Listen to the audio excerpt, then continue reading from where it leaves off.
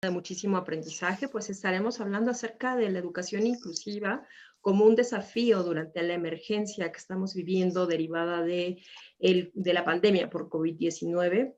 Y bueno, pues estaremos dentro de este tema abordando todo lo que habla el artículo 24 de la Convención sobre los Derechos de las Personas con Discapacidad. Este evento es presentado gracias a la RIADIS y también gracias a Consorben. Entonces le voy a ceder la palabra a Keila para que nos haga favor de presentar ambas organizaciones.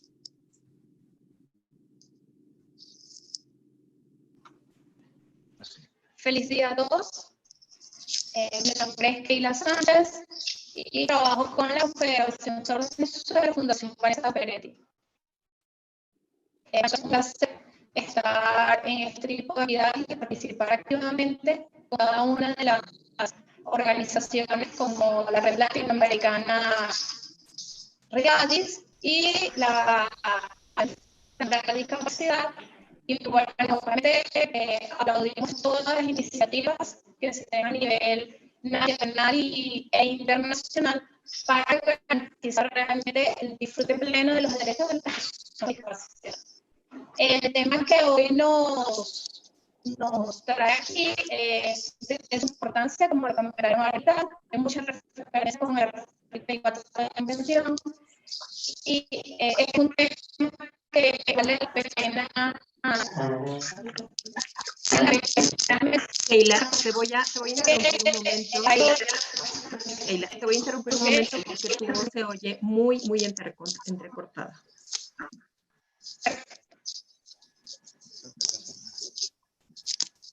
¿Ahora sí se escucha? Mucho mejor.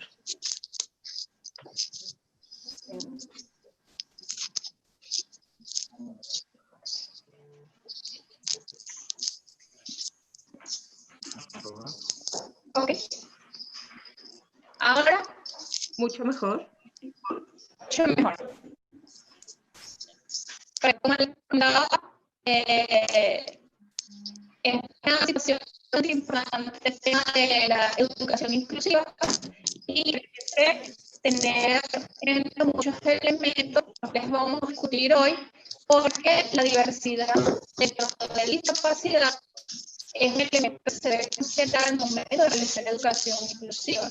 Más aún, estamos trabajando a distancia. Entonces, en este momento vamos a tener grandes participaciones porque realmente nos pueden proporcionar más elementos básicos y fundamentales. Keila, te voy a interrumpir. Me apena muchísimo, pero francamente se escucha muchísimo vicio, mucho ruido, y me preocupa que siga avanzando el tiempo y que los panelistas no puedan tener el tiempo para sus presentaciones. Sí, ok, lo que ahora sí me no, muy cortada tu voz.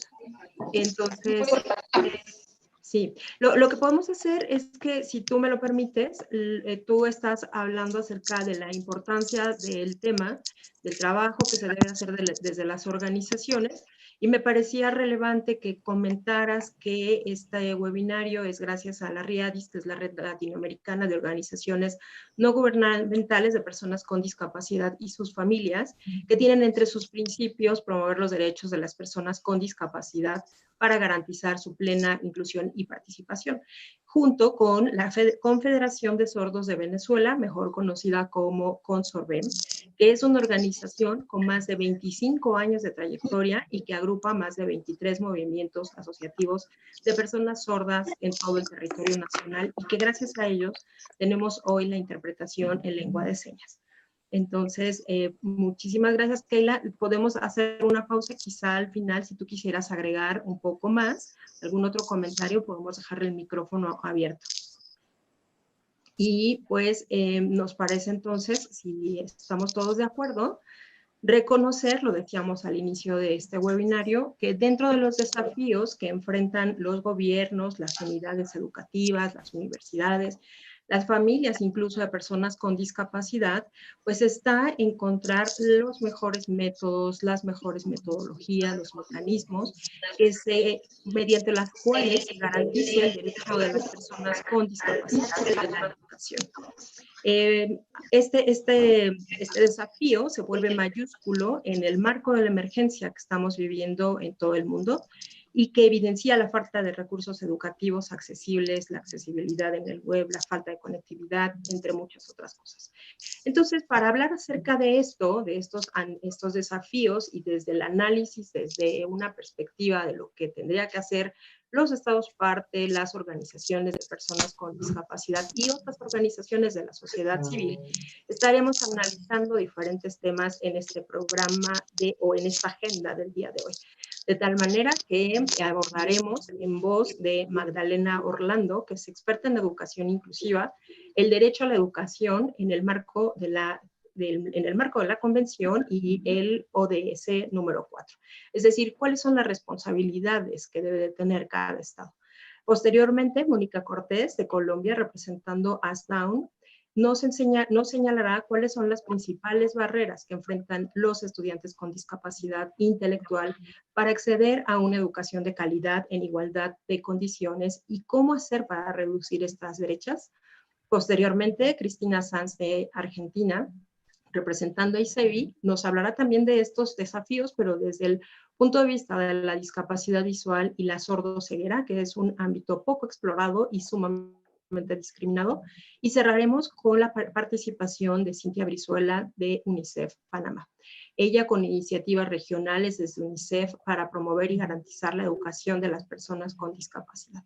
Cada uno de los ponentes tiene 15 minutos para su participación. Yo les señalaré 5 minutos antes para que puedan ir cerrando su presentación.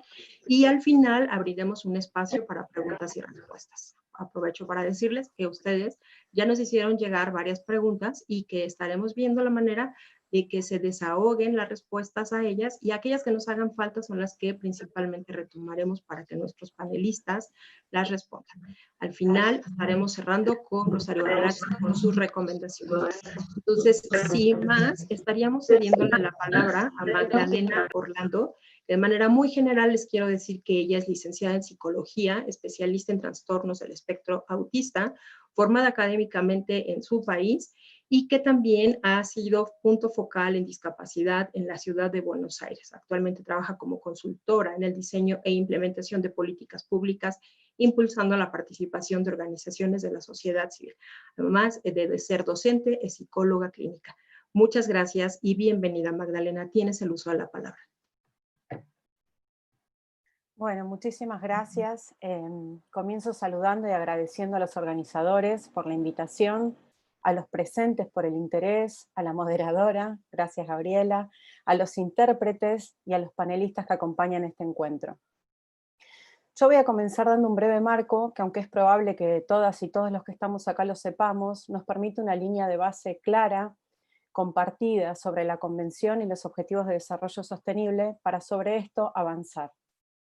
La Convención, adoptada y ratificada por nuestros países y con un enfoque de desarrollo basado en derechos humanos, es la guía de acción por excelencia para diagramar y ejecutar políticas públicas en relación con la discapacidad, tanto sea políticas públicas nuevas como para la revisión de políticas públicas que aún no contemplan al colectivo. En este mismo sentido es una excelente herramienta para conocer la situación de cada país y en cada país con relación al cumplimiento de cada derecho. Y así nos permite esclarecer y establecer líneas de base necesarias para la acción. Hoy nos reúne el derecho a la educación, en un contexto muy particular que es el de la pandemia, y que nos trae nuevos desafíos, pero sobre todo remarca desafíos que ya teníamos identificados, brechas que ya venimos remarcando en los últimos años. Algo sustancial en esta breve introducción es la central participación en la Convención y en la Agenda de Desarrollo de organizaciones de personas con discapacidad, agenda que reconoce la contribución positiva de las personas con discapacidad y su papel fundamental en el desarrollo sostenible, y que insta a que el colectivo esté involucrado en el cumplimiento de los 17 ODS y no solo del 4, que es el que refiere exclusivamente, explícitamente al derecho a la educación. Entonces, habiendo hecho esta pequeña introducción, la pregunta que nos convoca es ¿cuáles deben ser las responsabilidades del Estado en este marco? ¿Se escucha bien? Muy bien, adelante.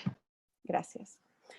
Bueno, respecto al marco no voy a poder decir mucho nuevo, porque está todo dicho. El marco es el marco, es muy específico, es muy explícito, está muy construido, pero lo que sí espero en este espacio es poder remarcar algunos puntos sustanciales que abran y posibiliten nuevas profundizaciones. Básicamente, los estados tienen que garantizar el derecho a la educación, que en la Convención está focalizado en el artículo 24, pero que por la propia naturaleza del derecho se relaciona a otros derechos. El Estado entonces tiene la responsabilidad de garantizar el cumplimiento de la Convención en un todo armónico, es decir, garantizar el artículo 24 sobre educación implica tomar de manera esencial el artículo 3 sobre los principios generales.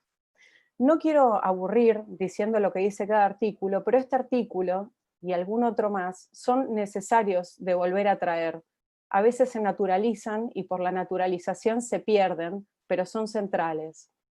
Este artículo plantea el respeto por la dignidad inherente, la autonomía individual, la independencia, la no discriminación, la participación plena y efectiva, el respeto por la diferencia y la aceptación de la persona con discapacidad como parte de la, digamos, como parte de la condición humana, la igualdad de oportunidades, la accesibilidad, la igualdad entre el hombre y la mujer, el respeto de por la evolución de las niñas y niños con discapacidad y su derecho a preservar la identidad. En fin, para que estos principios se tomen verdaderamente, hay que seguir profundizando en qué se entiende por discapacidad y qué se actúa en discapacidad. Es común que cuando se define, se utilicen palabras de la Convención, pero que en la acción se vuelva paradigma ya superado jurídicamente por esta. En numerosas ocasiones se vuelve a acciones vinculadas a la segregación y a la exclusión, y en educación esto no es una excepción. Y en tiempos de pandemia, en estos momentos lo estamos viendo de una manera mucho más clara. Además, dentro de esta profundización sobre lo que se entiende por discapacidad, es importante resaltar lo que implica la discriminación como tema central a eliminar. En tanto restringe y deniega el goce de derechos. La Convención esto lo especifica en el artículo 2. Este mismo artículo nos trae una serie de definiciones que hay que adoptar para transversalizar a lo largo de toda la lectura armónica, pero sobre todo cuando se va a aplicar, cuando se va a dar cumplimiento a la Convención. Es decir, no es posible una adecuada bajada a la acción sin estas definiciones en el corazón, dando vida con estas a los principios generales que recién mencionamos. Comunicación, lenguaje, discriminación por motivos de discapacidad, diseño universal y ajustes razonables son estas definiciones. Algunas de estas se trabajaron de manera muy completa en el webinar que hicieron el lunes. Yo invito a que los puedan repasar. Y si bien, como les dije, son todas esenciales para dar vida a los principios generales, yo quiero detenerme en las últimas dos, ¿no? En diseño universal y ajustes razonables, ya que son claves para poder transformar el espíritu de la Convención, que es la participación plena, de una utopía que podría parecer la frase, a una realidad concreta, real, posible. Es decir, la aplicación real de estos dos conceptos y la relación intrínseca de uno con el otro es uno de los ejes en los que tenemos que accionar en este momento para garantizar la participación de las personas con discapacidad. El artículo 8 sobre toma de conciencia es muy claro sobre medidas inmediatas que el Estado tiene que adoptar y describe algunas medidas entre las que quiero destacar: fomentar en todos los niveles del sistema educativo una actitud de respeto de los derechos de las personas con discapacidad y promover programas de formación sobre sensibilización que tengan en cuenta a las personas con discapacidad y los derechos de estas personas.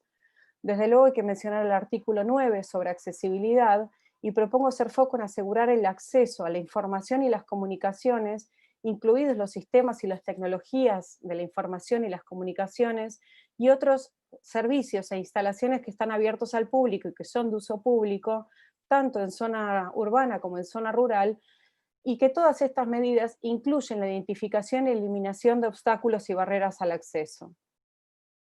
Ya entrando directamente en el artículo 24 y habiendo querido mostrar que no podemos ir a mirar solo el 24 para su cumplimiento, ya entrando en el reconocimiento del derecho de las personas con discapacidad a la educación y la obligación de asegurar un sistema de educación inclusivo a todos los niveles, así como la enseñanza a lo largo de toda la vida, es lo que una de las partes que reza este artículo.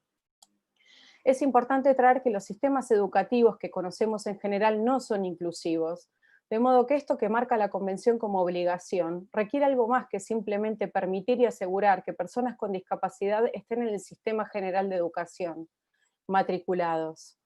La realidad es que requiere que este sistema de educación, para que sea sostenible, cambie de ser tan clasificatorio, tan poco flexible, tan pensado para algunos, por uno que sea para todos, en donde todos sea realmente todos, donde se trabaje desde el diseño universal y estas sean parte de las medidas básicas y donde los ajustes razonables estén garantizados.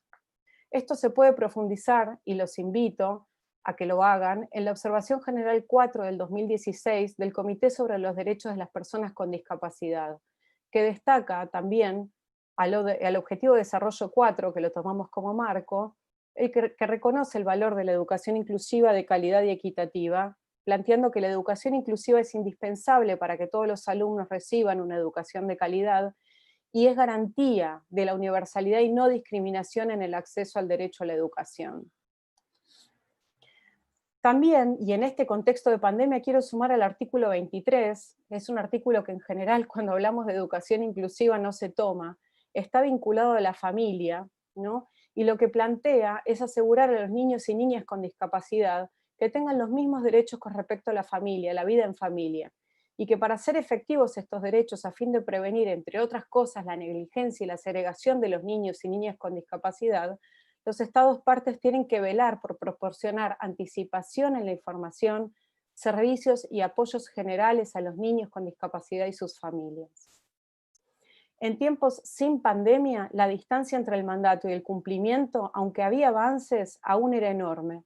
En tiempos de pandemia, en los que nuevas incertidumbres nos invaden, en donde estamos analizando las situaciones y construyendo respuestas sin certezas, de las cuales veremos su pertinencia y eficacia en el futuro, donde se vuelve a ser tangible y hasta se agranda la brecha y la inequidad hacia el colectivo, donde más se visibiliza la interrelación del derecho a la educación con el goce de otros derechos, nos queda volver a lo que es seguro para garantizar el acceso al derecho a la educación. Este momento es una nueva oportunidad para implementar la Convención. Diseñar para todos no solo arquitectónicamente, sino pedagógica y comunicacionalmente. Ya mencionamos la importancia de transversalizar las definiciones del artículo 2. ¿Qué se entiende por comunicación y qué por lenguaje? Hay que garantizar la comunicación y el lenguaje para todos y todas las personas. Crear un fondo de ajustes razonables y garantizar el uso individual de este fondo. Esto requiere contar con alguna organización para que estas necesidades individuales se conozcan y con ese fondo se dé respuesta. Garantizar el acceso a los materiales. Esto incluye garantizar el acceso a Internet, así como el acceso a computadoras, teléfonos, tablets y material impreso en formatos adecuados. 5 minutos. Gracias. Crear y fortalecer lazos con sociedad civil. Se necesita transparencia en la construcción y toma de decisiones en políticas públicas con participación de sociedad civil y con participación de organización de personas con discapacidad en particular, lo que incluye darles parte en lo que especificidades de acceso refiere. Esta alianza, además, puede sumar a encontrar respuestas acordes, por ejemplo, en la recolección de datos, y en estos datos incluyo la identificación concreta de barreras y su eliminación. A través de buenas y transparentes alianzas con sociedad civil, también se puede llegar a las familias para darles debido apoyo. Incluir apoyos para las familias considerando no solo que los estudiantes pueden ser estudiantes con discapacidad, sino que los adultos, los cuidadores pueden ser personas con discapacidad y requieren la información y los apoyos en formatos adecuados. En este contexto, tomar la oportunidad y seguir trabajando en una planificación para una buena implementación de la Convención y transformación del sistema educativo que muestre ser un sistema que valora a cada persona y que demuestre romper con desigualdades sociales históricamente sostenidas. Hasta acá llego con este compartir con ustedes y bueno, sigo escuchando y aprendiendo de mis colegas y de las preguntas que surjan. Gracias. Muchísimas gracias, Magdalena, muy generoso tu compartir.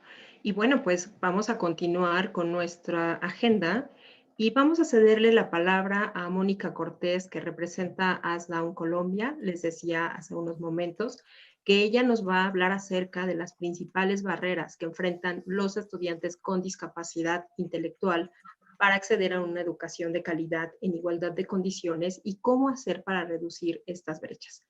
Quiero presentar a Mónica, que además, entre otras cosas, es una amiga ya de varios años y que me siento muy honrada de estar hoy contigo, Mónica, que decirles a las personas que nos están acompañando que tú eres licenciada en idiomas por la Universidad Industrial de Santander, directora ejecutiva de ASDAUN Colombia, que es una organización no gubernamental que se dedica a promover los derechos y la inclusión en la sociedad de las personas con discapacidad intelectual y sus familias. Ella se ha desempeñado como representante por las personas con discapacidad y sus familias ante el Consejo Nacional de Discapacidad desde hace 8 años, en el Consejo, decía yo, de Discapacidad de Colombia. Me parece que también es importante señalar que ASAUN es miembro de la Red Regional por la Educación Inclusiva en Latinoamérica, de Inclusion International y de la RIADIS. Con ellos han realizado diversas investigaciones, campañas de comunicación y distintos documentos sobre la mejor forma de lograr una educación para todos. Muchas gracias y bienvenida, Mónica.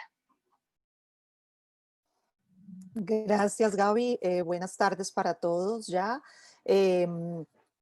Pues muy contenta de poder estar aquí compartiendo con ustedes. Y bueno, para ya dar inicio, quisiera contarles que estoy pues en este momento promoviendo y bueno, desde que llevo ya en este camino de la educación inclusiva casi 20 años y pues lo que les voy a compartir es un poco de nuestra vivencia, digamos, en torno a esas barreras que enfrentan las personas con discapacidad intelectual y que yo diría en el marco de esta emergencia y de este confinamiento es casi que un ejercicio de identificación de barreras que se han mantenido y que hemos vivido las personas o que han vivido las personas con discapacidad a lo largo de este tiempo. Yo quiero presentarles en este momento qué ha pasado, qué pasaba y Magdalena nos hace un marco normativo que todos lo conocemos y que los que hemos venido trabajando y abordando el tema de los derechos de las personas con discapacidad, pues lo hemos tenido en nuestro radar, el tema de la convención, hoy del ODS 4, pero ¿qué pasaba o qué ha pasado antes del COVID y qué pasa durante el COVID y qué pasará después del COVID, que es como la gran pregunta que tenemos? Nosotros en este análisis y en el trabajo que hemos también venido desarrollando desde ASDAUN Colombia, desde la Red Regional por la Educación Inclusiva, con Inclusion International y con la misma RIADIS, que hemos mantenido estas conversaciones sobre lo que ha venido pasando con el tema de la educación, encontramos pues que claramente las personas con discapacidad y en general la sociedad nos toma por sorpresa esta situación de confinamiento, no la esperábamos, todos los elementos de emergencia que se habían planeado y que también RIADIS ha trabajado muchísimo en el tema de emergencias y desastres, no habíamos tal vez nunca contemplado el tema de una pandemia. Entonces, este impacto que tiene este tema, pues nos enfrenta directamente a tomar una cantidad de decisiones. Encontramos que no hay datos confiables. Lo hemos venido diciendo desde siempre. Los datos que nos presentan nuestros gobiernos sobre quiénes son y dónde están las personas con discapacidad no son confiables. Hoy sabemos, por ejemplo... Te voy a interrumpir, ¿sí?, un momentito, porque tenemos un par de comentarios. No se alcanza a distinguir tu presentación en Facebook y en YouTube, en el canal de RIADIS aparece tu presentación. Necesitamos que Magdalena, si nos ayudas a cerrar tu cámara, para que entonces se vea tu presentación y los dos intérpretes. Muchas gracias, Magdalena. Adelante, Mónica. Ok, gracias, Gaby. Entonces, esa carencia de datos hoy, pues, la vemos más visible. Esta adopción abrupta de lo virtual también, tanto para los maestros como para los estudiantes y con un impacto muy fuerte en las familias, que muchas veces todos, tanto los maestros, los estudiantes y las familias, hemos tenido que usar nuestros propios recursos para abordar y acompañar a nuestros hijos en este camino de la educación, y pues obviamente se han dejado atrás, y esto pues es muy grave, digamos, en términos de lo que implica para los derechos de las personas con discapacidad y los niños y las niñas, el que se hayan quedado atrás por no tener acceso a la tecnología, por la carencia de esa visibilización en los gobiernos de la información accesible para las personas y las familias de hijos con discapacidad, la ruralidad y la pobreza, que son dos situaciones y pues dos formas en las cuales también históricamente pues hemos tenido mayor vulneración. El tema de discapacidad, las familias trabajadoras, las familias que vivían del trabajo día a día para conseguir sus recursos, pues obviamente también las hemos dejado atrás. Pero históricamente las personas con discapacidad intelectual pues han crecido hemos crecido con una cantidad de prejuicios en torno a ellos, esa visión de niños eternos, de que son incapaces de aprender, y hoy, por ejemplo, se hace muy visible esta idea de parte de la comunidad educativa, de algunos maestros que creen que los estudiantes con discapacidad y sobre todo intelectual pues total, no pueden aprender sin que haya una persona al lado de ellos. La oferta sigue pensándose segregada y sigue pensándose que es necesario que los docentes especializados se encarguen de ellos en este momento de confinamiento, cosa que es contraria al concepto de educación inclusiva, que promueve que todos los maestros se involucren con nuestros estudiantes con discapacidad y establezcan la forma mejor de acercarnos a ellos. Entonces, además de esas barreras tan fuertes actitudinales que hoy se hacen más visibles, hoy tenemos una gran preocupación porque las familias también están sintiendo que sus hijos no avanzan, y yo creo que esa palabra avanzar hay que ponerle pues un lente y una claridad, porque yo creo que en este momento nadie se lo esperaba, pero tampoco nos estamos quedando atrasados ni tampoco estamos perdiendo.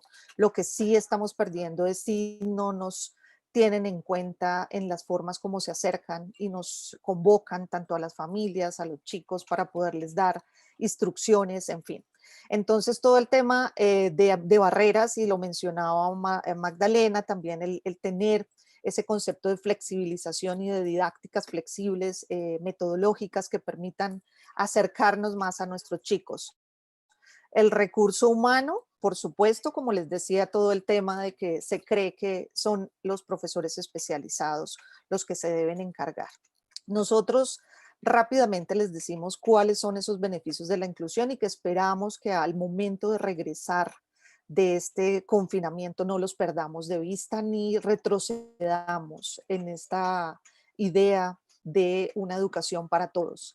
Todos sabemos que los niños con discapacidad llegan a estar mejor preparados cuando tienen esa vida en la comunidad con otros sin discapacidad. El entorno escolar provee mejores oportunidades de aprender, y yo creo que este confinamiento nos lo está enseñando. Los niños están expuestos a una cantidad de estímulos y de personas alrededor, y esa es una gran carencia que tenemos hoy cuando estamos en casa. La escuela es mucho más que contenidos académicos, es esa socialización que tanto estamos extrañando las familias y nuestros niños. Las expectativas de los niños con discapacidad se hace más alta cuando nuestros niños están en entornos de inclusión, y los estudiantes sin discapacidad aprenden a aceptar la diferencia, desarrollan empatía y formas de acercarse mejor a todas las personas con discapacidad. Entonces, durante el COVID, que encontramos una diversidad de formas de aprender, yo creo que eso es lo que tenemos que valorar de este momento. Los maestros han entendido que sí podemos hacer cosas. Obviamente, ese trabajo conjunto entre los docentes de apoyo y los docentes de aula se hace necesario, y lo hemos perdido un poco en estos meses de confinamiento. La importancia de conocer al estudiante, de acercarnos a la familia.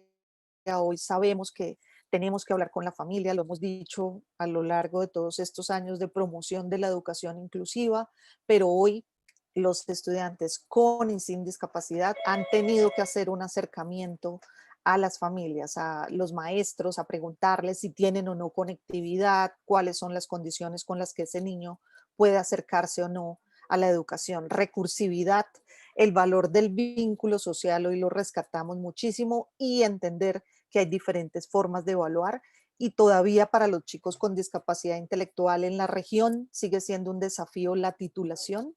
Eso quiere decir que no hemos entendido el tema de la flexibilización, y hoy, por ejemplo, esta situación de pandemia nos ha puesto discusiones con los maestros en que sí, ¿será que pasan el año? ¿Será que pierden? Y claramente la repitencia escolar nunca ha sido una solución, y menos en este momento donde a quién le vamos a pedir que asuma, digamos, el rol del cumplimiento de todo lo que estaba planteado.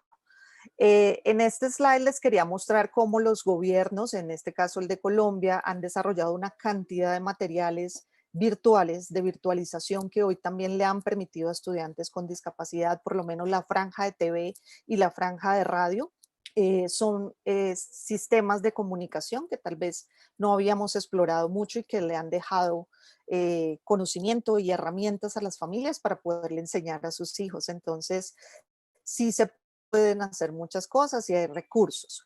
Yo quería ir acá al tema de la accesibilidad cognitiva, y lo planteábamos en tema de los ajustes. Nosotros hoy creemos que la clave está en conocer al estudiante. Yo no les puedo decir un estudiante con discapacidad intelectual aprende de esta u otra forma, porque cada uno tiene sus destrezas, sus habilidades y una capacidad de desarrollarse pues individual. Los ajustes tienen que darse de acuerdo a los intereses y particularidades de los niños. No hay, así tengamos 2 niños con síndrome de Down, 2 niños con autismo, cada uno va a requerir ajustes diferentes, y lo mejor es conocerlo. Cuando hablamos de accesibilidad, a veces olvidamos todos estos temas de accesibilidad cognitiva, y se han desarrollado tecnologías muy poderosas en temas de comunicación aumentativa, pictogramas, ahorita les muestro algunos, el uso de los mismos teléfonos inteligentes, que no solamente, y creo que esto también nos convoca a hacer un ejercicio de ampliar nuestros conceptos. A los niños con discapacidad intelectual les sirve muchísimo la audiodescripción, por ejemplo, porque muchos no logran ese proceso lectoescrito, y la audiodescripción, que es un recurso que se desarrolló tecnológicamente pensando en estudiantes con discapacidad visual, hoy es un recurso que para nosotros, nuestros chicos con discapacidad intelectual, es muy poderoso. Imágenes, iPads, en fin.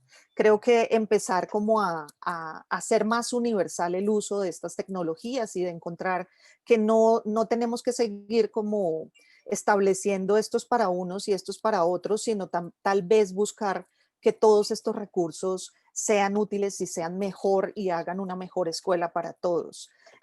Pictogramas, smartphones, las plataformas de lectura fácil para nosotros son una herramienta muy potente para que los chicos puedan establecer ese vínculo. Aquí tengo, por ejemplo, el Word Atlas interactivo, que es una app súper interesante, porque le muestra al estudiante con solo pinchar París, le muestra la Torre Eiffel, y además tiene audiodescripción que les permite leerles cuando se construyó la Torre Eiffel, que es el monumento más importante en París. Entonces, hoy yo lo que les digo a los maestros es que hay muchísimos recursos, a disposición. Hoy lo que no encontramos en Pinterest, yo les digo también a las familias, pues hay todas las formas, que la máquina de la suma, en fin, con recursos muy fáciles de hacer. Entonces creo que tenemos, esta página de Down España tiene elementos, libros adaptados, libros en lectura fácil. Entonces creo que hay mucho por explorar, por conocer primero a ese niño y ver cómo lo podemos apoyar. Entonces, en los materiales, en los espacios, en la comunicación, y estos apoyos o recursos humanos que a veces creemos que es la única solución, nosotros no creemos que sea necesario una persona al lado de la persona con discapacidad intelectual, solo en casos, obviamente, después de conocer y aclarar muy bien cuáles son las necesidades de apoyo que requiere el estudiante. Después del COVID, que ya es con lo que voy a terminar, nos preguntamos y las familias hoy están dando unos debates al interior de nuestros países de si regresamos o no a la escuela, de si va a ser bueno para los niños. Yo siempre me refiero a lo que nos dijo Francesco Tonucci un día hace muy poco en una charla, y él decía que los niños siempre tienen una respuesta y van a encontrar la forma de relacionarse cumpliendo con los parámetros de bioseguridad, y seguramente nos dirán mejores formas de hacerlo. Esa es otra cuestión que apoyamos mucho. Trabajo colaborativo, hemos encontrado valiosísima esa interacción, y por eso tenemos que buscar formas de regresar a la escuela, perdiendo de vista que lo más importante eran los contenidos académicos, rescatar el tema de la radio. A mí me parece que para la ruralidad ha sido un recurso muy valioso. Nosotros en últimas creemos que todas las personas tienen que gozar de las mismas oportunidades en base de igualdad. Cuando hablamos de derechos estamos hablando de justicia social. Esta imagen que les presento en mi slide habla de cómo hemos, digamos, evolucionado el tema y los conceptos sobre los apoyos y lo que necesitan nuestros estudiantes. Y como ustedes pueden ver, primero pensábamos que era traerlo a la escuela, a la misma escuela, sin que la escuela cambiara nada, eso era igualdad. Luego pensamos que había que apoyarlos y establecer unos ajustes en la persona, solo en él, para que pudiera acceder a la información. Y hoy ya vamos en un escenario donde pensamos que todos con el diseño universal pueden participar. Aquí están los chicos en esta imagen que ha sido pues muy famosa y muy digitalizada, viendo un partido de béisbol, y la última imagen es mirando los tres niños a través de una malla donde todos pueden participar sin hacer una cantidad de ajustes. Y termino con esta frase que leí hace muy poco a un profe español, José Miguel Martín, y él dice: se escribe educación inclusiva, pero se pronuncia una escuela democrática, enriquecida con la diversidad humana, que valore a todas las personas por igual y de máxima calidad para todo el mundo. Todos significan todos, y creo que ahí el tema de las personas con discapacidad intelectual es muy importante, porque por lo menos en Colombia a veces nuestro gobierno, aunque las cifras muestran datos que el número más alto de matrículas de estudiantes con discapacidad intelectual, creemos que pues por existir y por el derecho que tienen también todos, a veces se cree solo que hay que hacer ajustes a personas con discapacidad visual o personas sordas. Nosotros sabemos que claramente ellos tienen el derecho y han hecho una exigibilidad, pero no podemos perder de vista ese todos. Con eso termino. Ahí está mi hijo que se graduó de bachiller y fue un momento muy importante para su vida, y creo que a ninguna persona le podemos negar esa posibilidad. Entonces, muchas gracias, Gaby, muchas gracias a todos, y aquí estaré para las preguntas. Muchísimas gracias, mi querida Mónica. Muy interesante. No puedo evitar emocionarme al escucharte, como de tantas cosas que tenemos todavía como reto dentro de todo lo que, lo que estamos viviendo. Y quizá porque compartimos la tarea que es el tema de personas con discapacidad intelectual. Pero como hay que estar preparados para toda la diversidad y para otras discapacidades, cómo enfrentar estos desafíos, claramente que en este webinar estamos también considerando la participación de Cristina. Muchas gracias, Moni. Si quieres cerrar tu cámara, gracias. Con gusto. María Cristina Sanz, ella, pues bienvenida, Cristina, a este webinar. Comentábamos hace rato que hace un año nos vimos por allá en Bolivia, y bueno, pues ahora, ¿quién diría que estamos a la distancia, igual compartiendo, pero sin esta posibilidad de la presencia humana, como decía Mónica, ¿no? Decirles que María Cristina, pues ella es licenciada en Trabajo Social por la Facultad de Ciencias Sociales de la Universidad de Buenos Aires. También tiene como título asistente social por la Escuela de Servicio Caritas, se llama, del Arzobispado de La Plata, y una capacitación docente por el Ministerio de Educación de la provincia, igualmente de Buenos Aires.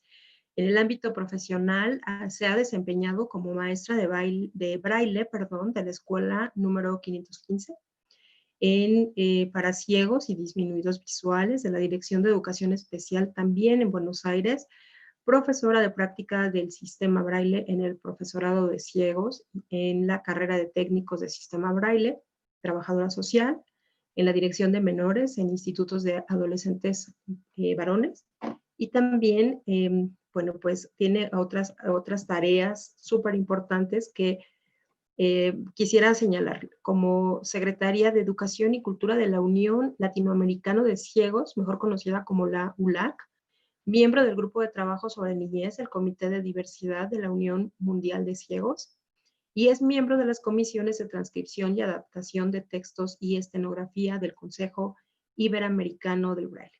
Esto solamente por mencionar algunas cosas de una larga trayectoria que tiene y que hoy, vuelvo a señalarlo, de manera muy generosa, nuestros ponentes están compartiendo con nosotros. Entonces, te cedo el micrófono, querida Cristina.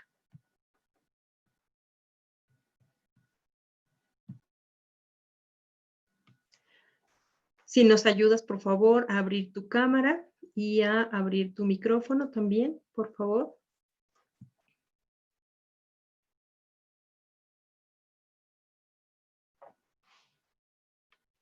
Bien, mientras Cristina va abriendo su micrófono y confiando que pueda resolverlo, les recuerdo que Cristina nos va a hablar acerca de las barreras que enfrentan estudiantes con discapacidad visual en este periodo de la pandemia. Cristina, me parece que ya estás, ¿verdad? ¿Ya se escucha ahora?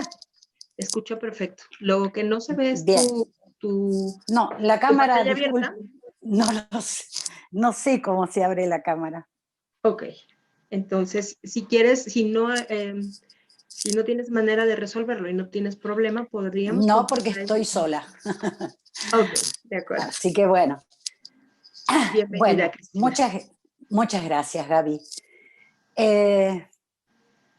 Bueno, primero que nada, un agradecimiento a Riadi, SIDA, Consorben y la Fundación Vanessa Peretti por esta invitación y por este importante webinario. Un placer y un honor compartir con las compañeras que estamos virtualmente en mesa. Y bueno, yo actualmente soy presidente de ICEBI Latinoamérica. ICEBI es una organización que significa Consejo Internacional para la Educación de las Personas con Discapacidad Visual. Es una organización global que está integrada por las 7 regiones en las que se ha dividido el mundo. Latinoamérica, por supuesto, es una de ellas y me honro en ser su presidente actual. Nosotros trabajamos por la plena inclusión de las personas con discapacidad visual en el ámbito educativo. Por suerte, todo lo que Magdalena ha expresado nos allana el camino y además, con todo lo que también Gabriela ha dicho, Mónica ha dicho, vamos a ver que hay muchas cosas que son comunes, aunque las discapacidades son diferentes. Desde ICEBI Latinoamérica, el año pasado, comenzamos a trabajar en el monitoreo de la educación inclusiva, porque buscábamos conocer cuál era la situación. Sin duda que los organismos, los documentos internacionales y las leyes nacionales diríamos que garantizan la inclusión educativa, pero esto desde los papeles. Desde la realidad, todavía estamos en un proceso, y si bien la inclusión es un proceso, lo primero que pudimos observar fueron 2 cosas importantísimas. Los distintos modelos desde los que se parte en cada país hacia la educación inclusiva y además, algo ya sabido pero corroborado, la absoluta falta de estadísticas y menos aún desagregadas por discapacidad que nos permitan realmente conocer cuántos somos y dónde estamos. En el tema, solamente a modo de ejemplo, diré que hay países de Latinoamérica donde las personas con discapacidad visual se educan hasta 3er grado en escuelas especiales y a partir de allí pasan a la escuela regular con apoyos mínimos. En otros casos, existe una doble matriculación. El alumno está matriculado en la escuela especial, donde recibe los apoyos que requiere como personas con discapacidad visual, y también pertenece a la escuela rural, donde cursa su escolaridad académica, apoyada por la escuela especial. Esto sin duda no es lo que significa inclusión. Claramente se ha dicho ya que es inclusión, pero la inclusión, además de todo el basamento legal que existe, lo que fundamentalmente requiere es un cambio de actitud de la sociedad toda hacia la diversidad. Y dentro de la diversidad, tener en cuenta las especificidades que cada situación requiere. Todos somos iguales en cuanto a seres humanos y diversos, porque sin duda que cada uno tiene su impronta especial. Pero no es menos real que el tener una condición de discapacidad implica una serie de necesidades específicas que para poder desarrollar una escolaridad en plenitud deben ser cubiertas. Sin duda que antes de la pandemia todo esto estaba en proceso y, como bien se señaló, si uno piensa en 20 años atrás, los avances son importantes, pero ¿estamos realmente todos los niños y jóvenes con discapacidad pueden disfrutar de una inclusión educativa? No. ¿En forma real? No. Estar inmersos en la escuela regular no significa estar incluido. Para estar incluido se necesita contar con todos los elementos que hagan posible un pleno desarrollo. Sin duda que este momento de pandemia agudiza porque se pierde toda la parte social, que es innegable y que es fundamental. El 11 de marzo, cuando la Organización Mundial de la Salud declaró la pandemia, casi inmediatamente se cerraron las escuelas y se pasó a las clases a través de internet o de la forma que se pudo, pero la realidad era que los países no estaban preparados. Sin embargo, mucho tenemos que agradecer, porque si hay algo que caracteriza a Latinoamérica es la adaptabilidad que tenemos, la posibilidad de que siempre intentamos salir adelante. Y en esto debemos reconocer que los propios niños, la familia, los maestros han hecho un gran esfuerzo para tratar de ir dando algún tipo de solución al problema que se plantea con la falta de concurrencia a la escuela y tener que estar trabajando en casa. Entonces, de alguna manera, ¿qué es lo que pasó? Que la pandemia agudizó situaciones que ya se venían planteando, pero que en estas circunstancias se han agudizado. Ahora, vamos a focalizar nuestra intervención en 3 actores sociales del proceso educativo. ¿Cuáles son? Los niños, o los estudiantes, mejor dicho, niños y adolescentes, las familias y los docentes. En el caso de los niños, al tener que asumir una educación a través de plataformas, de conexiones, se han agudizado 3 aspectos. Primero, 4, perdón. Contar con los dispositivos adecuados. Segundo, tener la tiflotecnología que se requiere. Tercero, la conectividad. Y cuarto, la usabilidad. Eso es lo que hace al uso de internet, plataformas. O sea, no todos los niños cuentan con aparatos tecnológicos adecuados para este tipo de conexiones. Y aquí se remarca el el problema que existe tan relacionado de discapacidad y pobreza, donde obviamente para tener un teléfono inteligente hay que tener recursos. La tiflotecnología significa los programas específicos que como personas con discapacidad visual necesitamos para poder usar un computador, un teléfono inteligente. La conectividad, bueno, no toda la región tiene ni la misma conectividad e inclusive dentro de los mismos ámbitos hay diferencias. Y ni qué decir de las zonas rurales, a donde realmente esto es como un sueño, no una realidad.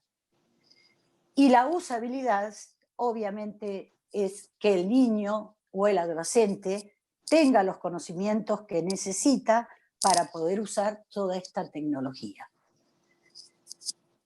A esto debemos sumarle que una persona ciega, para realmente, sobre todo un niño ciego, la única forma que tiene de adquirir el proceso de lectoescritura es el sistema Braille. Si en Latinoamérica contáramos con líneas Braille, sería absolutamente maravilloso y entonces desde pequeños podríamos trabajar con la tecnología y la línea Braille. Las personas sordociegas requieren este requisito, este elemento sumamente costoso para poder acceder a la lectura y la escritura a través de la tecnología. De lo contrario, no pueden leer y escribir. Entonces, a esto debemos sumarle que una real enseñanza tiene que estar avalada por gráficos, por representaciones que permitan ayudar a una mejor comprensión de todos los temas que la currícula exige. Y en tiempos de pandemia, esto ha sido casi imposible. Diría que son excepcionales los alumnos que han podido contar. Hay cosas maravillosas. El otro día me contaban en la escuela donde yo trabajaba, en la ciudad de La Plata donde vivo, bueno, las autoridades, la directora y la vice, cuando llevan los alimentos cada 15 días a las familias carenciadas, les llevan el material Braille. Pero estos son esfuerzos personales.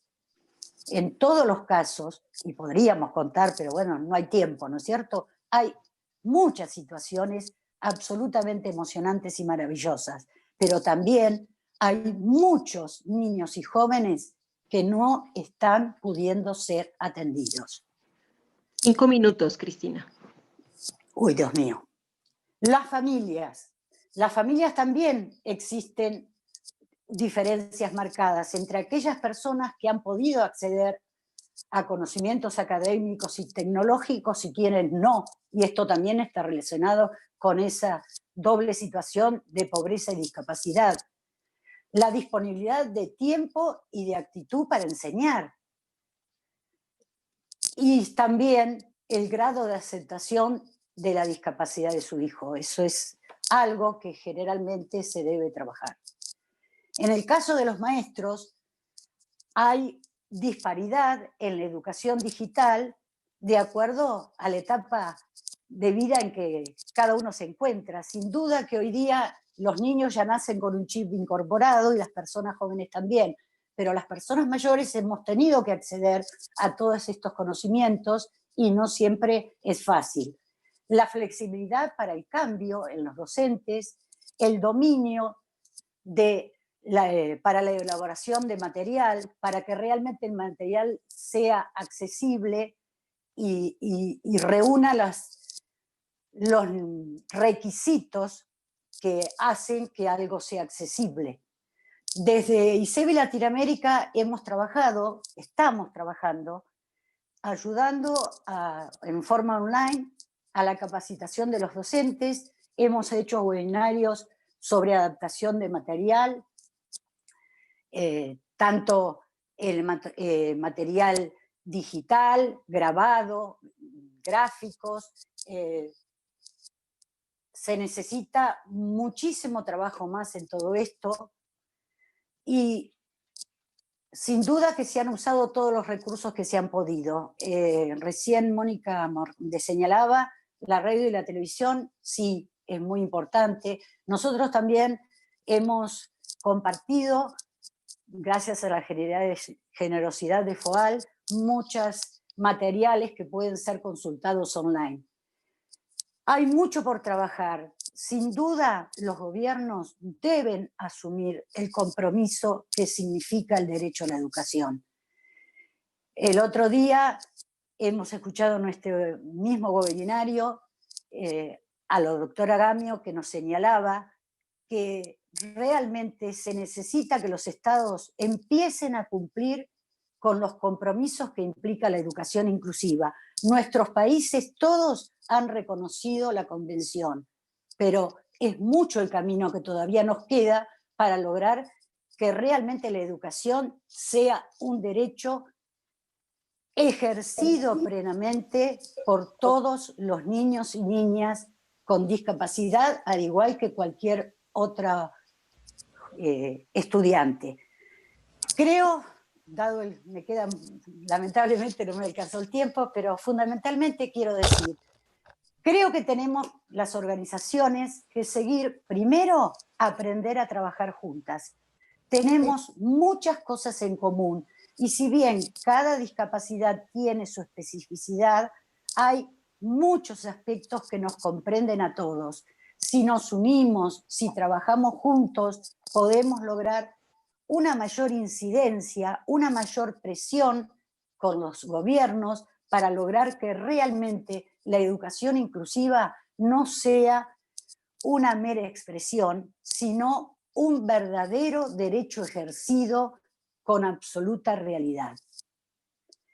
Bueno, lamentablemente no me alcanza más el tiempo, pero creo que hay mucho por hacer. Se necesitaría contar con bancos de material donde los alumnos pudieran tener el material no solo accesible, sino en el caso de las personas ciegas, se necesita el material en braille. Y en el caso de las personas con baja visión, en letra ampliada. O sea, bueno, no quiero excederme en el tiempo, pero soy una persona optimista, he trabajado toda mi vida en las organizaciones y creo que hemos avanzado. Sin embargo, es mucho más por lo que tenemos que seguir. Y creo que, dado que esto está organizado por organizaciones que tienen que ver con discapacidad, que tenemos que seguir el camino de trabajar juntos. Nosotros desde ICEBE acabamos de lanzar un documento señalando las brechas que los alumnos tienen y posibles acciones. Lo hemos compartido con todas las organizaciones aliadas y creo que todos juntos tenemos que tratar de lograr que los estados lo entiendan y se hagan cargo. Muchas gracias. Gracias, Cristina. Sí, efectivamente, nos hace falta un poco más de tiempo. Ojalá que la RIADIS u otras organizaciones puedan desarrollar otros webinars con información mucho más detallada que pueda hacer este ejemplo que tú señalas de intercambio entre organizaciones que deriven en mejores prácticas y en trabajo más colaborativo. Muchas gracias, Cristina. Ahora vamos a cederle la palabra a Cintia Brizuela de UNICEF Panamá, que nos va a dar el tema sobre las iniciativas regionales que tiene UNICEF para promover y garantizar la educación de las personas con discapacidad. Decirles que Cintia Brizuela, de origen paraguayo, es actualmente especialista y referente en temas de inclusión educativa, que ha trabajado con 35 países y territorios de América Latina y el Caribe. Cuenta con un doctorado en educación y también tiene una especialización en administración pública. Antes de estar en UNICEF, Cintia fue viceministra de Educación de su país y también vivió en Francia, en el Centro Internacional de Estudios Pedagógicos, tiempo en el cual trabajó en el programa Eurosocial desde 2008 a 2010, facilitando la creación de una red internacional para integrar políticas de educación profesional entre los países de América Central, basados en programas de intercambio intercultural de estudiantes y profesores. Bien, pues te cedemos la palabra, no sin antes pedirte a ti, Cristina, si nos ayudas a cerrar tu micrófono, por favor. ¿Cómo no? Gracias, Cristina, qué amables. Muy bien, bueno, muy buenos días. ¿Sí pueden ver la presentación? Sí, ahí se ve la presentación. Excelente. Bueno, después de todas estas reflexiones, yo quiero empezar este tema que hablamos de educación, ¿no? Y con una reflexión como mamá y como docente, ¿qué significa educación? Y ¿qué significa si le agregamos los adjetivos que siguen como a distancia, inclusiva? Pero ¿qué es la educación? La educación como un proceso natural de las personas que en un intercambio de enseñanza y aprendizaje pueden transformar sus vidas a través del conocimiento. Esto es lo que creemos las organizaciones que trabajamos en la defensa de los derechos, y por eso es un derecho humano básico la educación. Y la educación, como ese proceso natural y como ese derecho humano básico, es obviamente uno de los derechos más importantes que tiene la niñez y la adolescencia, y que hay que protegerlo porque necesita de otros derechos, de la protección, de la salud, para poder estar en una igualdad de condiciones al entrar a un sistema que crea este proceso de enseñanza-aprendizaje, y son los sistemas educativos. Estos sistemas educativos que se basan en pilares filosóficos, psicológicos, que aprendemos cómo funciona el cerebro, sociológicos, antropológicos, históricos, hacen una serie de elementos que promueven un plan de estudio que se llama currículum y que luego se adapta y se debería adaptar a las necesidades lógicas de cada tiempo. Por eso se dice que un sistema, que la educación a través de un sistema educativo es algo vivo y que se debe revisar constantemente. Y entonces, si cada fundamento alimenta lo que aprendemos en la educación, me parece que es el momento que nos preguntamos hace cuánto no nos hacemos la pregunta de qué es educación y qué es lo que estamos haciendo con esa educación. ¿Cuáles son esos valores filosóficos, sociales, antropológicos que tiene que tener la educación inclusiva de la niñez y la adolescencia con discapacidad como un reto en la educación a distancia, de lo que vamos a hablar ahora? La siguiente slide, por favor. Vemos aquí, nos adelantamos un poco, pero había un slide donde nos muestra hay 8 millones de niñas, niños y adolescentes menores de 14 años con discapacidad en América Latina y el Caribe. Esto es lo que sabíamos antes de la pandemia, y que 7 de cada 10 niños con discapacidad no asisten a la escuela, están fuera del sistema educativo. Y 50.000, teníamos un registro antes de la pandemia, que 50.000 vivían en instituciones, no con sus familias. 7 de cada 10.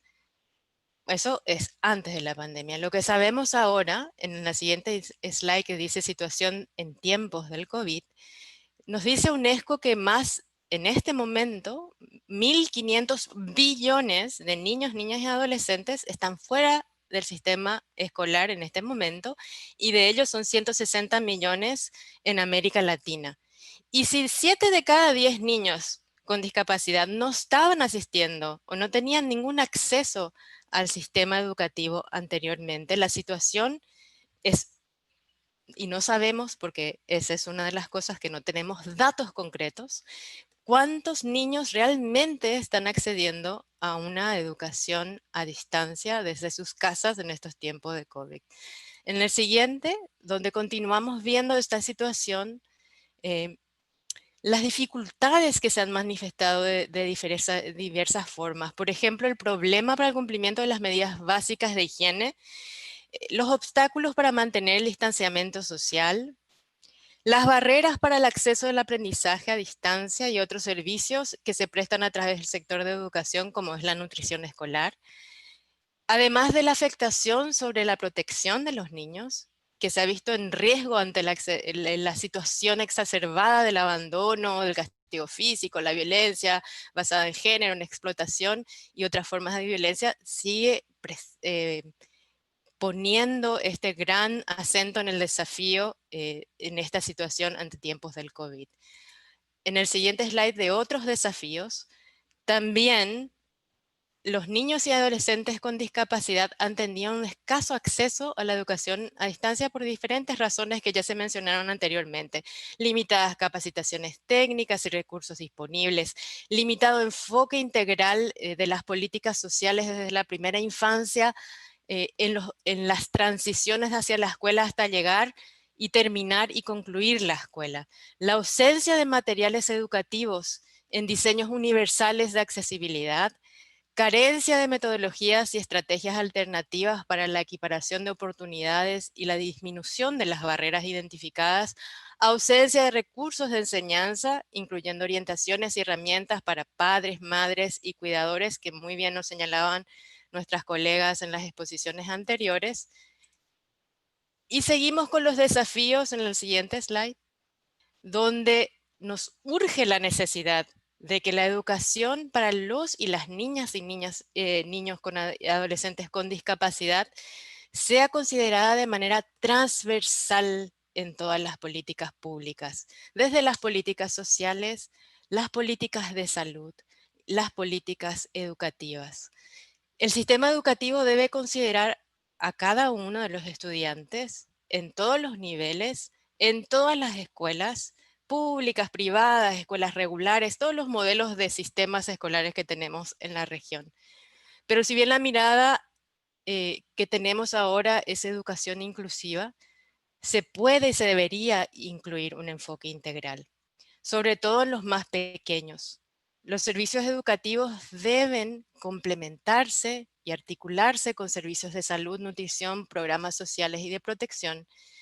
Y como empezábamos con esta reflexión de qué es educación, deberíamos tomar la oportunidad de pensar qué significa eso, un sistema de educación especial que segrega a un sistema inclusivo con un diseño universal de aprendizaje.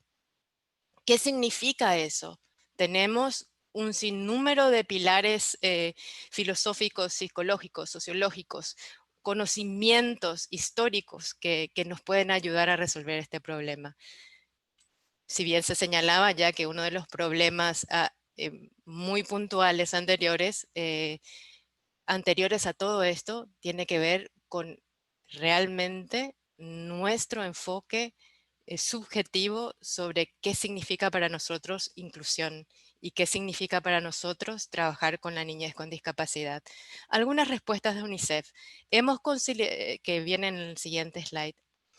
Hemos consolidado equipos de apoyo tanto a nivel de las oficinas de país, que son 25 oficinas y hay 35 territorios en América Latina y el Caribe.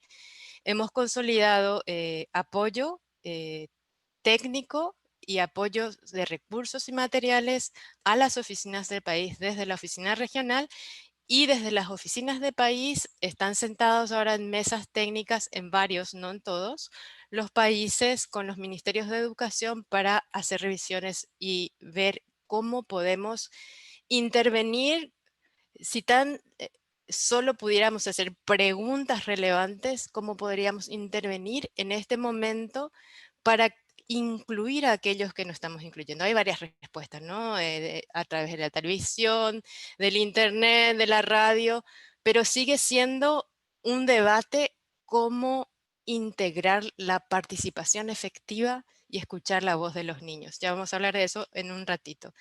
Hemos también constituido un equipo técnico asesor con expertos regionales reconocidos para que nos apoyen en la revisión de los materiales, de los mensajes, de los temas de accesibilidad que podamos incluir tanto en nuestras comunicaciones internas como externas y fortalecer y establecer las alianzas con socios estratégicos como por ejemplo las organizaciones de las personas con discapacidad. Generar la participación de la niñez y adolescencia con la voz de sus inquietudes es muy importante para nosotros. En el siguiente slide donde dice visión de UNICEF en la discapacidad, estos son los pilares sobre los cuales estamos trabajando ahora, y el pilar número 6, donde dice los fondos para acciones humanitarias que toman en cuenta las necesidades de los niños y adultos con discapacidad y eliminan las barreras en vez de constituir nuevas, es un principio en el cual estamos apoyando internamente a los colegas de la oficina para que los planes de respuesta reflejen este pilar. Y luego, como ven, es tan importante que los niños y niñas con y sin discapacidad aprendan y jueguen juntos, aunque en este contexto desafiante también tenemos que hacer ese esfuerzo. En el siguiente slide, ¿qué es lo que debemos hacer? Es necesario cambiar el paradigma. Ya hablamos de las convenciones de los derechos de la niñez y la Convención de los Derechos de las Personas con Discapacidad, que combaten los abordajes caritativos o es solo un enfoque médico. Y entonces tenemos que cambiar a un enfoque, a un paradigma en donde la educación se enfoque en reconocer a todos los niños y las niñas, sin excepción, como miembros plenos de sus familias, de sus comunidades y de sus sociedades. ¿Qué implica esto? Implica sustituir esa noción de rescatar al niño y sustituir esta noción de rescate por, por un cambio de actitud, de comunicación y de actividad propia de los adultos y dar el espacio a los niños. En el siguiente slide, por favor. Entonces, del modelo médico al modelo social y de derechos, que ya sabemos todos y conocemos estas caricaturas todos, que el modelo social lo pone el ambiente y que es el ambiente que creamos, y no solamente el ambiente físico, el ambiente cultural, que es uno de los pilares que construyen los sistemas educativos, es el que tenemos que cambiar. Siguiente slide, por favor. Y donde la equiparación de oportunidades sea realmente el eje de esa visión y transformación en la cual se basa el diseño universal de aprendizaje, y donde incluir significa el desarrollo de las potencialidades de cada niño, de cada niña y de cada adolescente, incluyéndole al adulto, ya sea la familia, que en este momento es la que está tomando esta oportunidad de transformación. Es un momento de aprendizaje. Y la enseñanza también viene de los niños, entonces ese proceso de enseñanza y aprendizaje, de equiparación, es cuando realmente cambiamos la mirada hacia la inclusión. El siguiente slide, y a ver si se puede ver un video que dice invertir en la infancia. Es 1 minuto.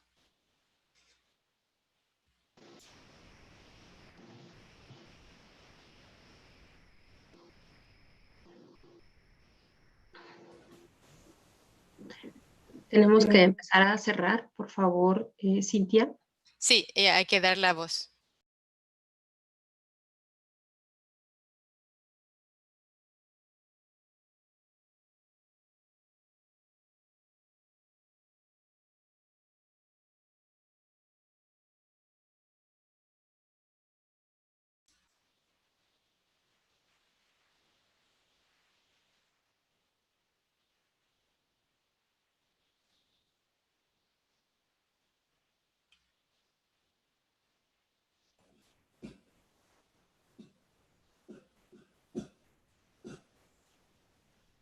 Cintia, me parece que no se escucha. Parece que no se ha escuchado. Sí, bueno, entonces, más bien, si nos ayudas continuamos.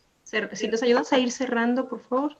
Ok, continuamos con la presentación. Y disculpen por eso, vamos a compartir los videos después que son importantes, que reflejaban un poco el video de eso.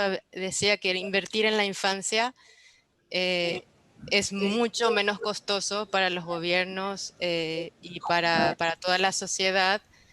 Es mucho menos costoso invertir desde la primera infancia y a lo largo de la vida invertir en el proceso educativo, invertir en la infancia es mucho más productivo y los costos finales para las políticas de un país es mucho más valioso. Vamos avanzando entonces en las recomendaciones fundamentales en niñez y discapacidad que vamos viendo a lo largo de este tiempo. Uno, que ya se han ratificado las convenciones, como se han mencionado, pero poner en marcha significa activar.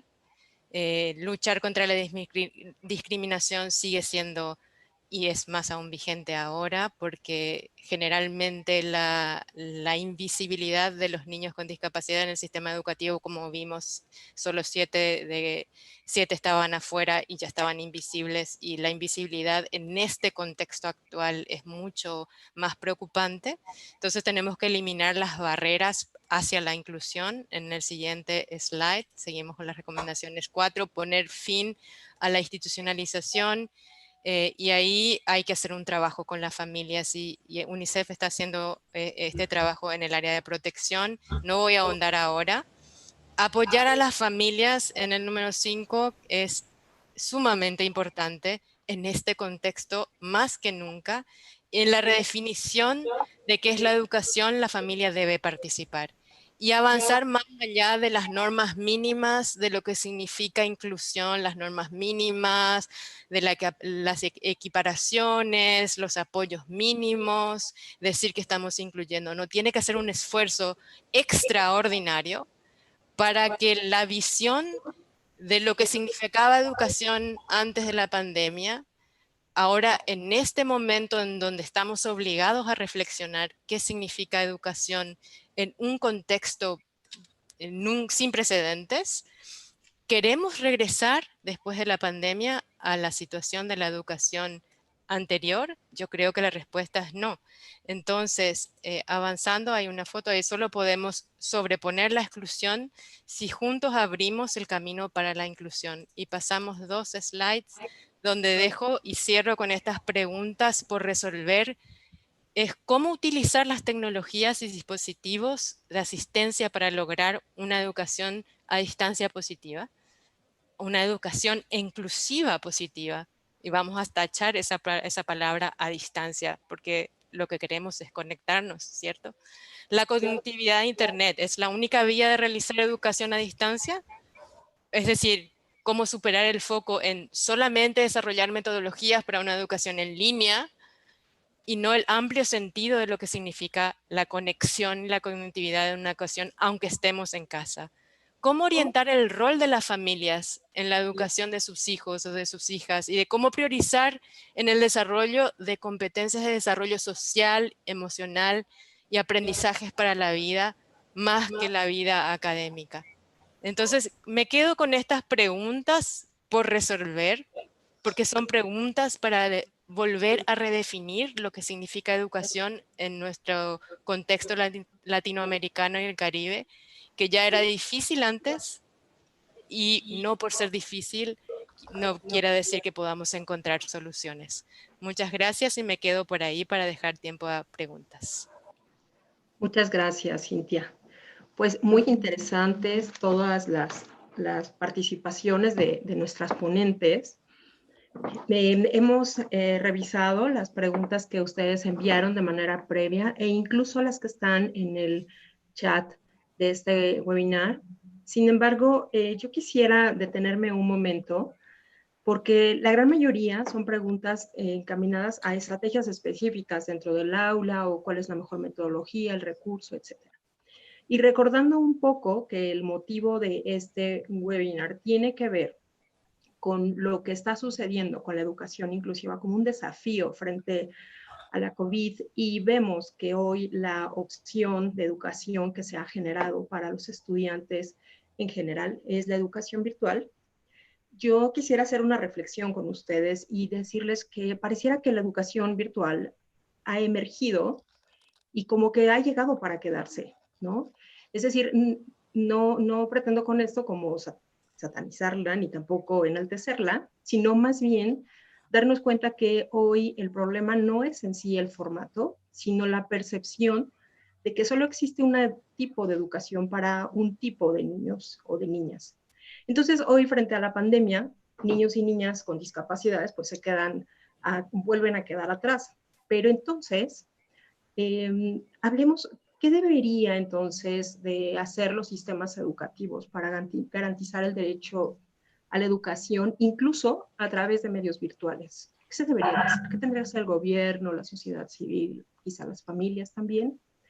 ¿Y cómo tendría que ser el regreso a las escuelas desde la llamada nueva normalidad, una vez que, pues ojalá que la pandemia ya concluya, ¿no? Entonces, ¿cómo hacer adecuaciones curriculares virtuales? Es algo que sí, esto sí preguntan dentro del chat, como más encaminado al objetivo de este webinario, o cómo contrarrestar la deserción escolar derivados de la pandemia. Entonces, con estas reflexiones, a mí me gustaría que cerráramos este webinario, quizá una o dos personas que ustedes de este panel que quisieran responder.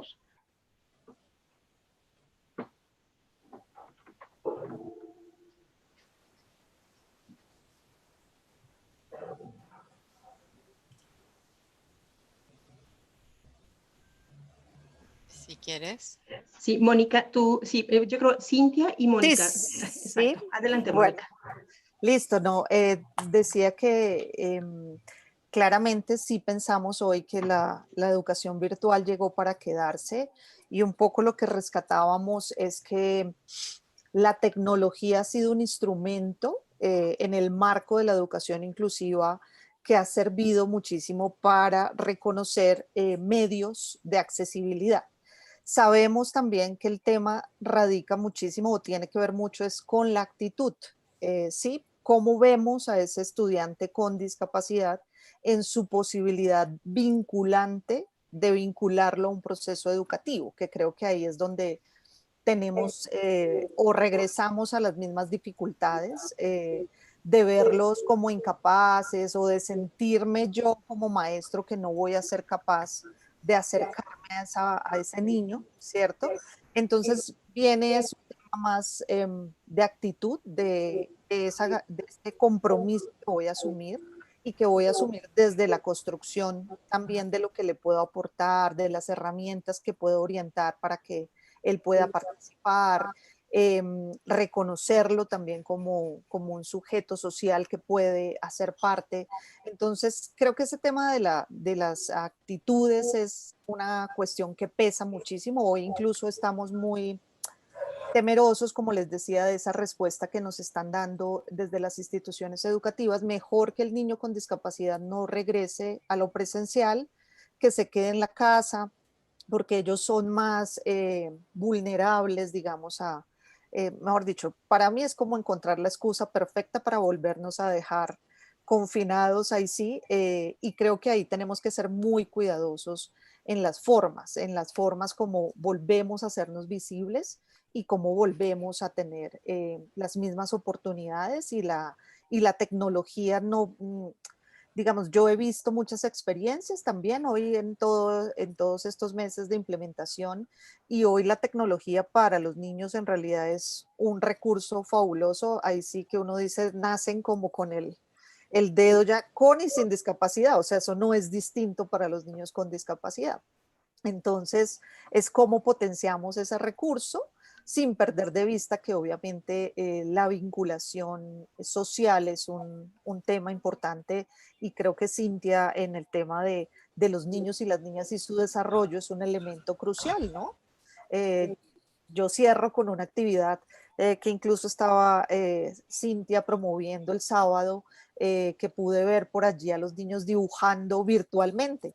Y creo que se pueden hacer muchas cosas, los niños pueden encontrarse y verse y jugar. El tema es si lo incluye o no el maestro y si lo hace visible. Ese es el punto que tenemos que potenciar. Bueno, Muchas gracias, Mónica. Adelante, Cintia. pues solo para añadir eso, uno, el cambio de cultura.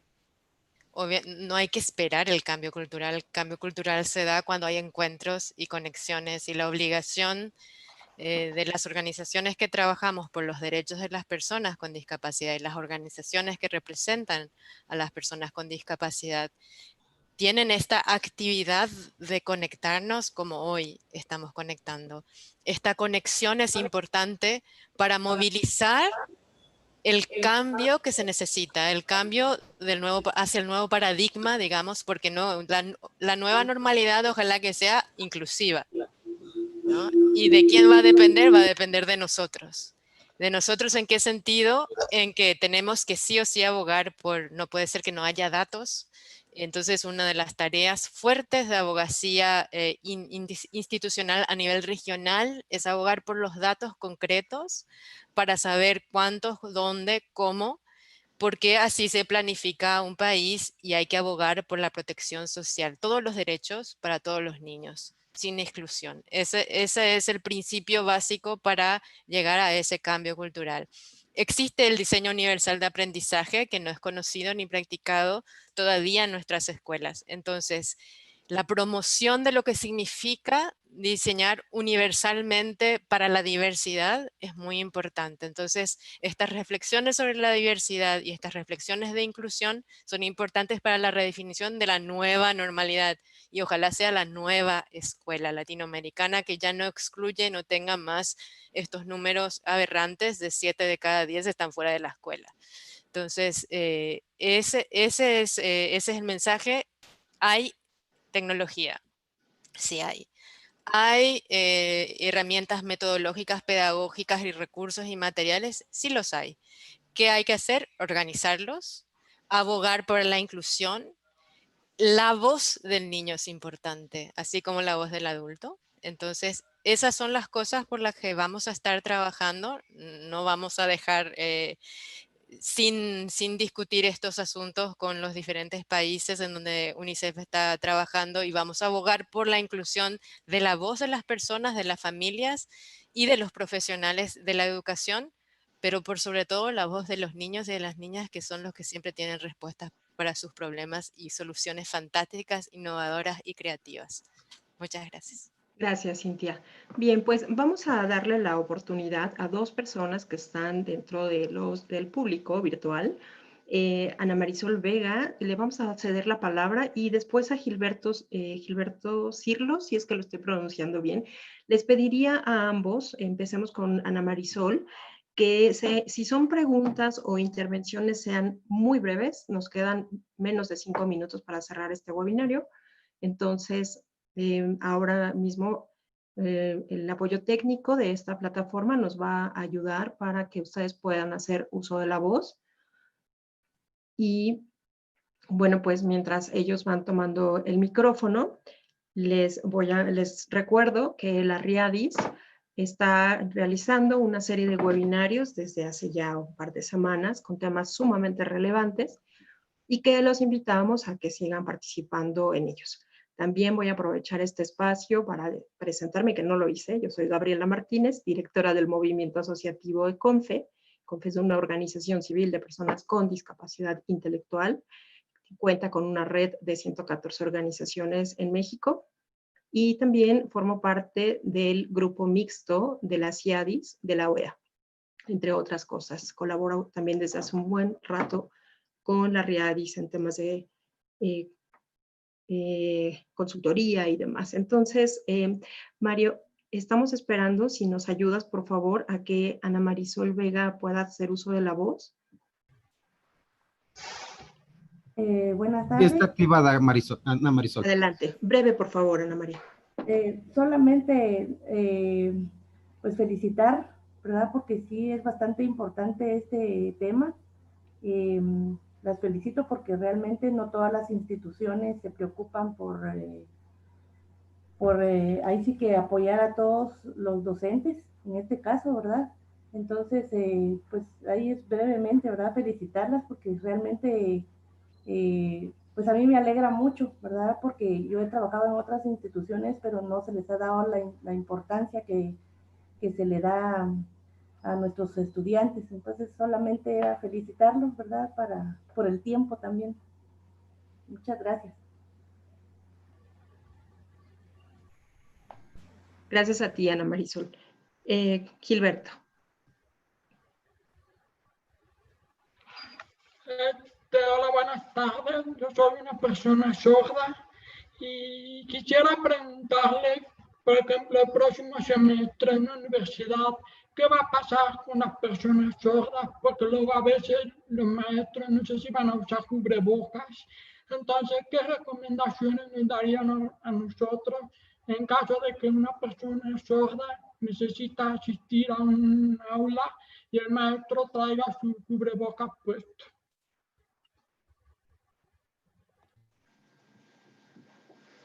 ¿Alguna de nuestros panelistas?